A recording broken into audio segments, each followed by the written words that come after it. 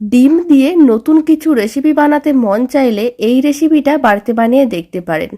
ছোট থেকে বড় যে কেউ খুবই পছন্দ করবে। আর বানানো তো একেবারেই সহজ। প্রথমে একটা মিক্সিং বোল নিয়েছি, তার মধ্যে দিয়ে দিলাম মেজারিং কাপের 1 কাপ ময়দা। এখানে 150 গ্রাম ময়দা আছে।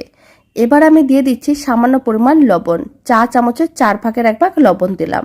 আর আমি দিয়ে দিচ্ছি বড় চামচের 1 চামচ সাদা তেল। এখন ময়দাটায় খুব ভালো করে ময়ম দিয়ে দিতে হবে। প্রায় 2 মিনিটের মতন এইভাবে ময়দায় খুব ভালো করে ময়ম দিয়ে দিয়েছি। প্রায় 2 মিনিট ময়দায় খুব ভালো করে ময়ম দেওয়া হয়ে গিয়েছিল। এবার আমি অল্প অল্প জল দিয়ে একটা ডো রেডি করে নেব। আর এখানে আমি রুম টেম্পারেচারের জলই ব্যবহার করছি, কোনো রকম ঠান্ডা বা গরম জল দিচ্ছি না। আর অল্প অল্প জল দিতে হবে আর একটা ডো রেডি করতে হবে। আর ডোটা এখানে আমি খুব বেশি টাইট বা খুব বেশি নরম করে বানাচ্ছি না। রুটি বা পরোটা করার জন্য ঠিক যেরকম করে ডোটা রেডি করতে হয় ঠিক সেরকম করেই ডোটা রেডি করে নেব। খুব ভালো করে মেখে ডোটা রেডি করে নিয়েছিলাম। এবার ডোটাকে ঢাকনা দিয়ে ঢেকে এক সাইডে রেখে দিতে হবে। প্রায় 5 মিনিট এইভাবে রেখে দিয়েছিলাম। এখন ঢাকনাটা খুলে নিলাম। এবার ডোটাকে আর একবার খুব ভালো করে মেখে নিতে হবে। তারপর ডোটার থেকে লেচি কেটে নিতে হবে। লেচিগুলো খুব বেশি বড় বা ছোট করে বানানোর দরকার নেই। আর দুটো করে লেচি একসঙ্গে রেডি করতে হবে। মানে এক একটা বানানোর জন্য দুটো লেচির প্রয়োজন হবে। তাই সমান করে লেচিগুলো রেডি করতে হবে। আপনারা চাইলে 6টা লেচিও রেডি করতে পারেন, আর না হলে 8টা লেচিও রেডি করতে পারেন। মানে সমান করে লেচিগুলো রেডি করতে হবে। এখানে আমি 6টা লেচি রেডি করে নিলাম। এখন এক একটা নিতে হবে আর গোল বলের মতন করে বানিয়ে তারপরে প্রেস করে চ্যাপটা করে নিতে হবে। সমস্ত লেচিগুলোকে একইভাবে রেডি করে নিচ্ছি। প্রথমে গোল বলের মতন করে বানিয়ে নেব, তারপরে প্রেস করে চ্যাপটা করে নেব।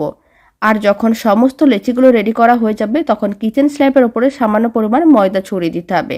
একটা লেচি নিয়ে ময়দার মধ্যে ভালো করে কোট করে নিলাম। তারপরে ভালো করে বেলে নিতে হবে। খুব বেশি পাতলা করে বেলার দরকার নেই, আবার খুব বেশি মোটা করেও বেলার দরকার নেই।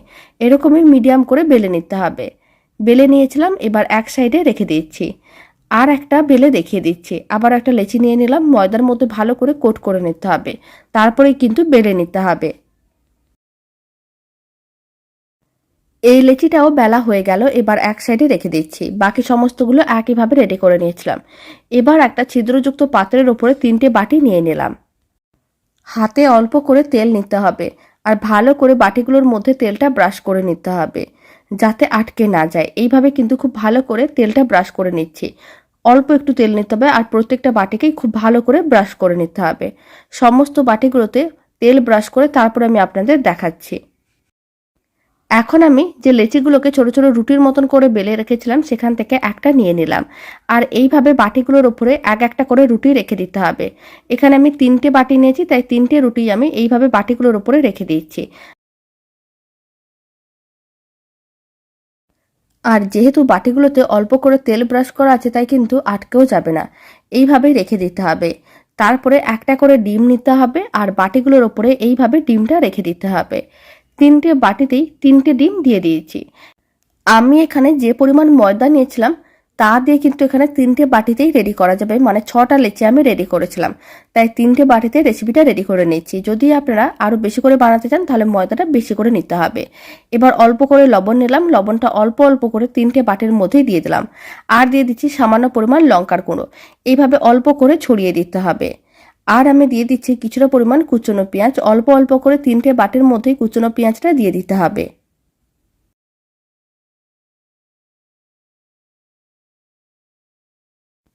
এবার আমি কুচনো কাঁচা লঙ্কা নিয়েছি। কয়েকটা করে কুচনো কাঁচা লঙ্কার টুকরো বাটিগুলোর মধ্যে দিয়ে দিলাম। আর আমি দিয়ে দিচ্ছি সামান্য পরিমাণ নুডলসের মশলা।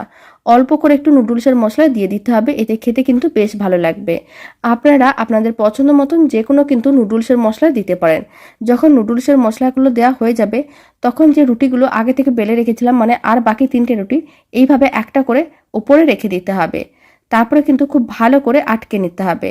প্রথমে এইভাবে রেখে দেওয়ার পরে বাটিটাকে তুলে নিতে হবে। আর দুটো রুটিকে এইভাবে ভালো করে আটকে নিতে হবে, মানে সাইডগুলোকে ভালো করে প্রেস করে আটকে নিতে হবে, যাতে রান্না করার সময় খুলে না যায় বা খুলে ডিমটা বাইরে না বেরিয়ে আসে।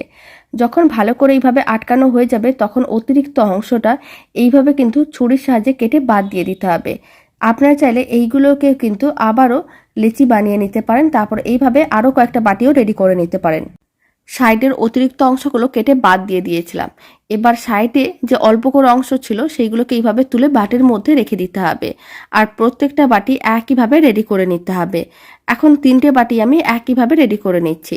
3টে বাটি রেডি করা হয়ে গেছে, এবার রান্নাটা করে নিতে হবে। এদিকে একটা কড়াইতে কিছুটা পরিমাণ জল নিয়ে জলটা গরম করে নিয়েছিলাম।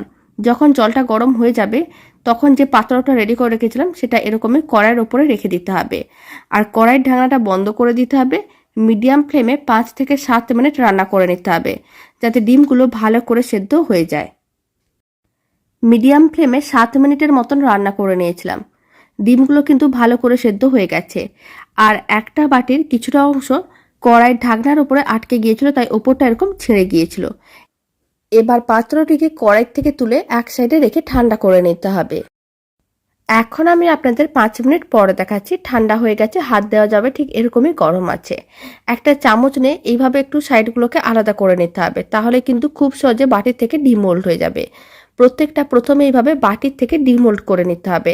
আবারও একটা দেখিয়ে দিচ্ছি, এইভাবে একটু চামচ নিয়ে সাইডগুলোকে আলাদা করে নিলেই কিন্তু খুব সহজে বাটি থেকে এরকম ডিমোল্ড হয়ে যাবে।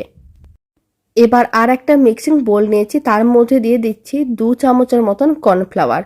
আর আমি দিয়ে দিচ্ছি সামান্য পরিমাণ লবণ। অল্প একটু লবণ দিতে হবে, কর্নফ্লাওয়ারের সঙ্গে শুকনো করে মিশিয়ে নিতে হবে। তারপরে কিছুটা পরিমাণ জল দিয়ে খুব ভালো করে মিশিয়ে এরকম একটা পাতলা ব্যাটার রেডি করে নিতে হবে। মিশ্রণটা একেবারেই রেডি হয়ে গেছে। আর এখানে রুম টেম্পারেচারের জলই ব্যবহার করতে হবে, কোনো রকম ঠান্ডা বা গরম জল দেওয়া যাবে না, তাহলে কিন্তু কর্নফ্লাওয়ারগুলো জমে যেতে পারে। এবার মিশ্রণটাকে এক সাইডে রেখে দিলাম। আর এরকমই যেগুলো রেডি করে রেখেছিলাম, মানে স্টিম করে রেখেছিলাম, সেইগুলোকে ব্যাটারের মধ্যে ডুবিয়ে নিতে হবে আর গরম তেলের মধ্যে দিয়ে দিতে হবে। আর গরম তেলের মধ্যে দেওয়ার পরে ফ্লেমটা মিডিয়াম টু হাইতে রেখে উল্টে পাল্টে লাল লাল করে ভেজে নিতে হবে। এতে কিন্তু বেশ মুচমুচে হবে আর খেতেও বেশ ভালো লাগবে। আপনারা চাইলে স্টিম করেও খেতে পারেন, আর না হলে এরকম এই ব্যাটারের মধ্যে ডুবিয়েও গরম তেলের মধ্যে দিয়ে বেশ লাল লাল করে ভেজে দেখতে পারেন, খেতে কিন্তু বেশ ভালো লাগবে। রেসিপিটা একদিন হলেও বাড়িতে বানিয়ে দেখতে পারেন, ছোট থেকে বড় যে কেউ কিন্তু খুবই পছন্দ করবে। আর বানানো একেবারেই সহজ, বাড়িতে থাকা মাত্র কয়েকটি উপকরণ দিয়ে বানানো যাবে। বেশ লাল লাল করে ভেজে নিয়েছিলাম, খুব বেশি টাইমের প্রয়োজন পড়েনি, মোটামুটি 3 মিনিটের মতন সময় প্রয়োজন পড়েছিল। এবার তুলে আমি রেখে দিচ্ছি। আর একটা যেটা আছে সেটাকেও একইভাবে ব্যাটারের মধ্যে ডুবিয়ে নিলাম, তারপর গরম তেলের মধ্যে দিয়ে দিলাম আর উল্টে পাল্টে বেশ লাল লাল করে ভেজে নিতে হবে। একইভাবে উল্টে পাল্টে বেশ লাল লাল করে ভেজে নিয়েছিলাম।